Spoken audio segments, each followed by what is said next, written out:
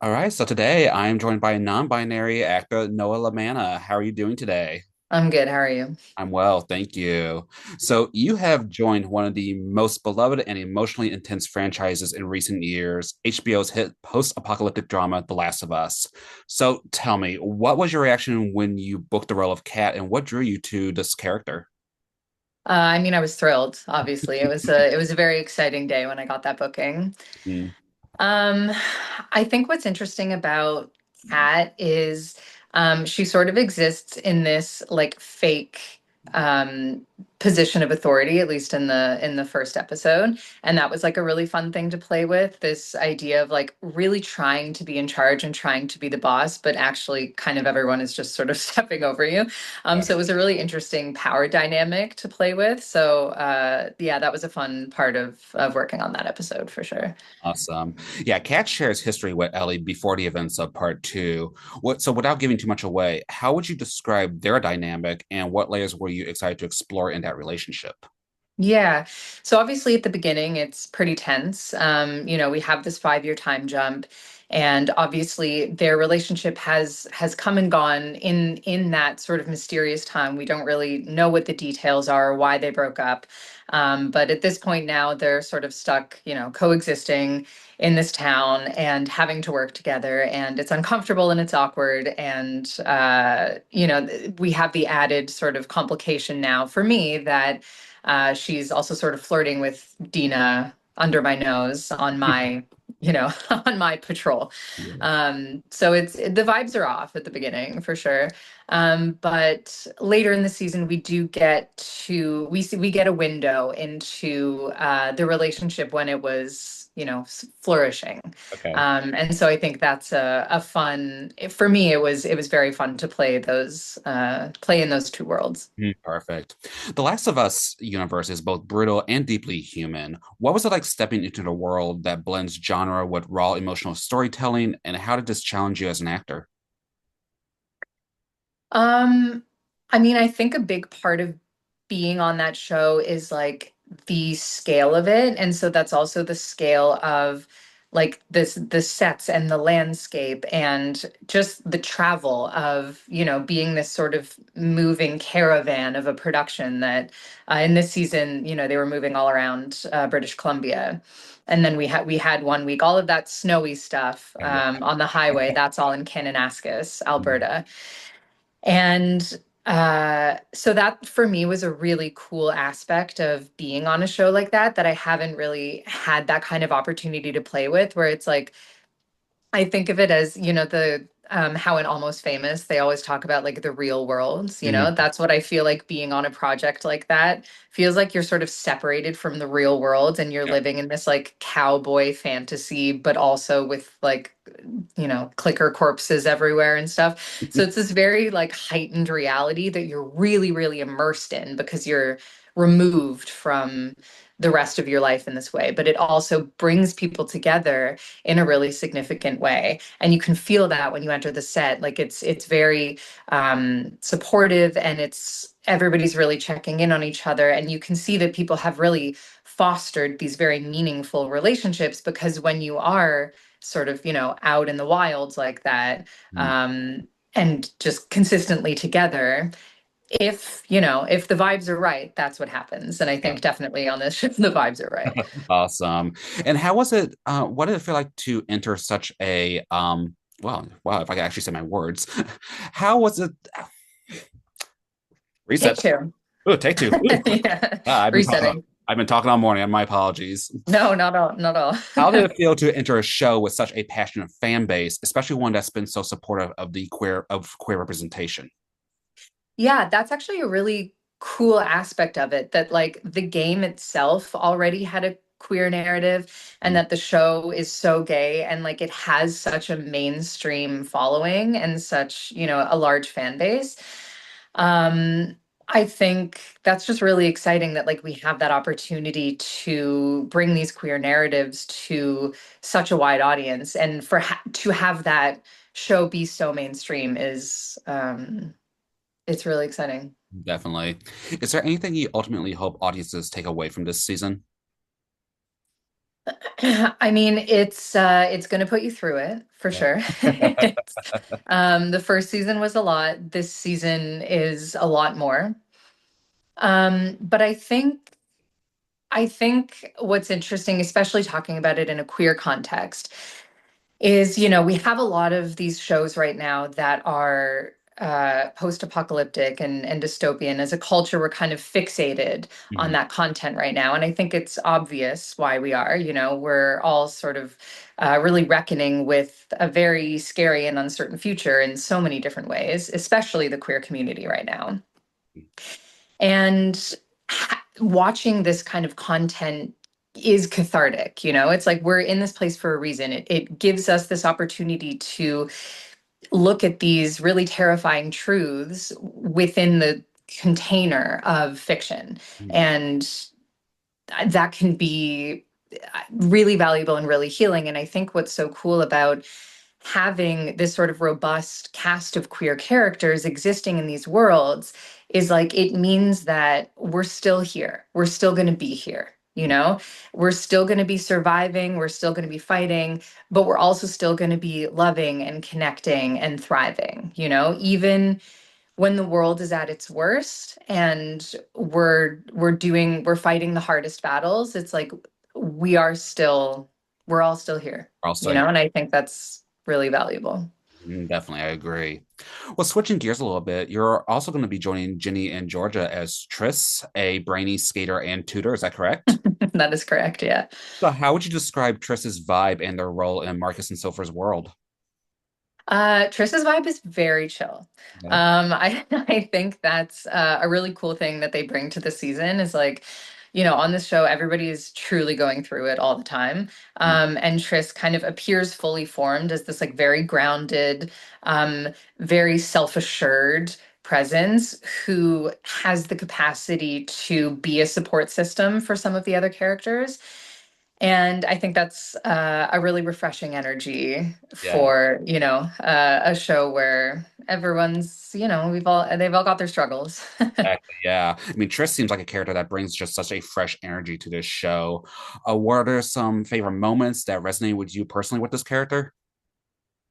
Um, Well, I mean, I can't talk too much plot wise, but for me personally, it was a bit of a funny process going through the skateboarding training. Okay. Um, that is not something that I have previously done in my life, and I was very lucky to have two very competent stunt performers to be able to make me look cool. But yeah, it was a very humbling experience to take on that kind of very, dangerous, risky kind of sport as an adult. But it was fun. It's we never know in this job what skills we're gonna suddenly be learning and out of our depth Exactly. with, and Yeah. that's pretty cool to have that opportunity. Yeah. Yes, definitely. So you have a background in musical theater, puppetry, and drag. How have you always had a passion for entertaining? Yeah, yeah. I started quite early performing as a kid. I started in Okay. dance and musical theater. And in high school, I did a lot of community theater. And so it was always a very big part of my life. And I had the sense from a pretty early age that like that was probably where I was going to end up.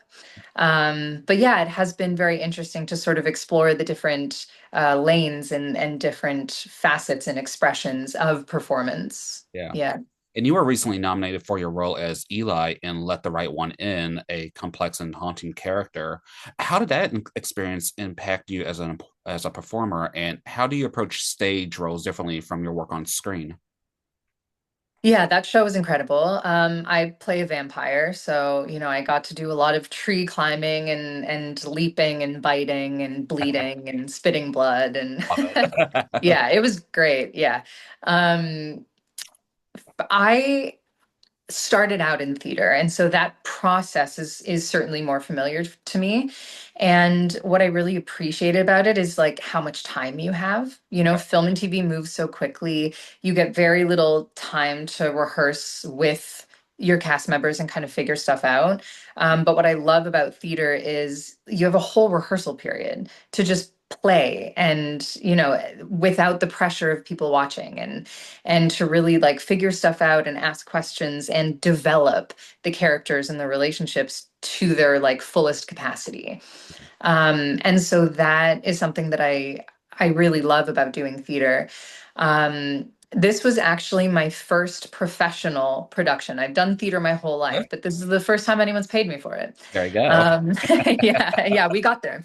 We finally got there. Yes. Yeah. So it was, I mean, every day I like walked into the theater for warm up and was like, oh my God, this is my job. Mhm. Like, it was so sick to, kind of finally have arrived in that place where like you're doing all this work and like this is the whole project, this is what we're here for. And it was in Berkeley, California. So I was, away from home, and it was really such a valuable process for me, to have that sense of like, oh, we've kind of arrived here. And I felt so connected to that character and to the story that I felt a confidence in that performance in a way that was kind of new, like a new level of confidence in doing that role, where I was like,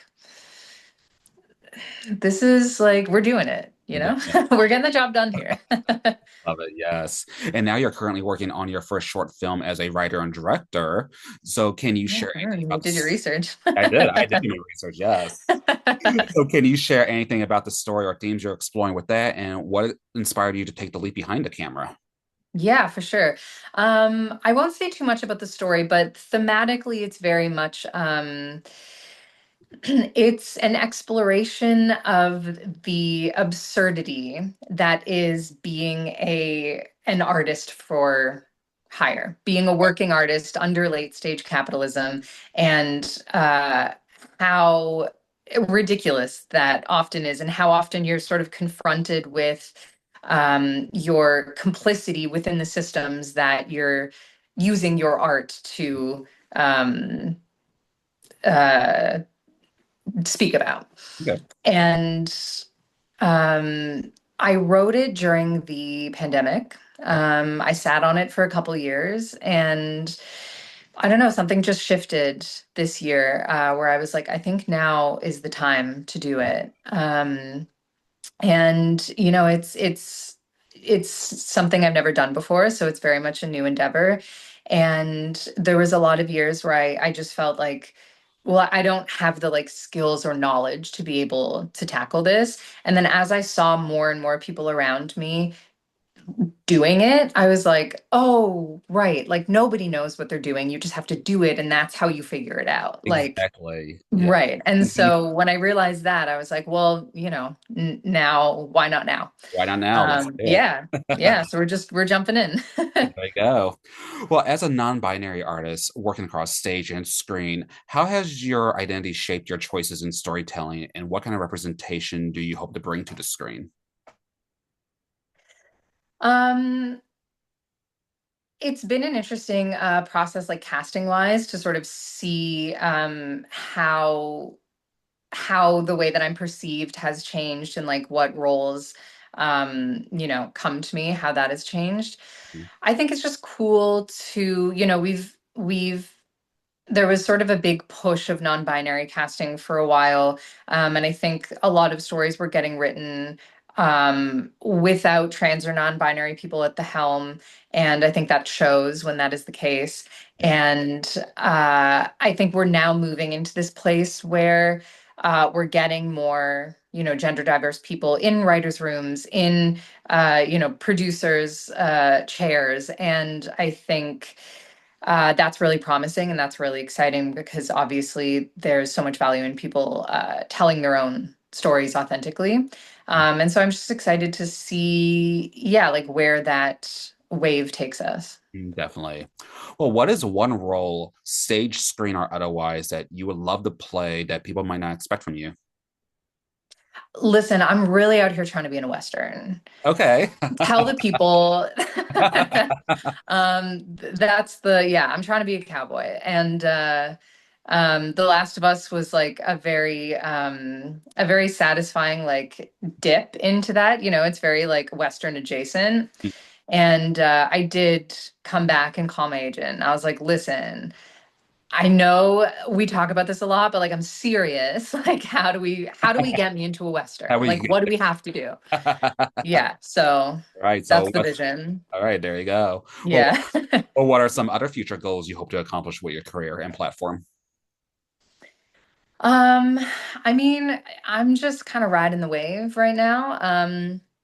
I would love to, you know, keep booking more and bigger and definitely have the space to like choose what projects I work on and definitely connect with, you know, creators who I align with and particularly queer creators and you know, political justice minded creators and be able to, you know, really like work those connections and be involved in projects that I'm really passionate about. Perfect. Well, Noah, how can one stay up to date with you the best? I'm on Instagram, Noah.Lamanna. All Two right. M's, one M. Okay, perfect. Well, then before we wrap up, are there any other upcoming projects or anything else you'd like to mention or plug at this time? Yeah, actually, I'm currently in Sookie and Lee's film, Paying for It, which is based on Chester Brown's iconic graphic novel. Hmm. That's something that might appeal to your queer audience. It's not a queer story, but it's like everybody in it is queer, Okay, you okay. know. Hey, It's hey, a queer is straight queer. We'll take it. listen. And it's about sex work. So, you know, I value wise, there's a lot of I hope crossover there. Mhm. And that's it's available to stream on Mubi right now. Okay, perfect. Yeah, and they're still touring it actually. Okay, awesome. Mm. Fantastic.